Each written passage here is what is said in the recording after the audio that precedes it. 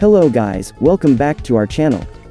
In this tutorial, I'm going to show you how to speed up internet by the continuous reply of pinging your connection.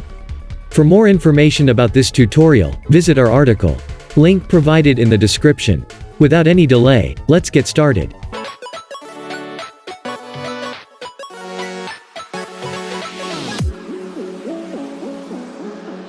Press Windows key on your keyboard. Or else, click on Windows icon, which is on the left bottom. Then, the Start menu will open. Scroll down to find Windows System option. Click on it. Open Options list. Right-click on the Command Prompt option. Move the cursor onto the More option. Click on Run as Administrator from the list. That's it, Command Prompt is opened as an administrator. Firstly, you have to find your default gateway. Enter the command displaying on the screen. And hit Enter. Then, you will get the result as showing in the tutorial. On that result, you will find your default gateway.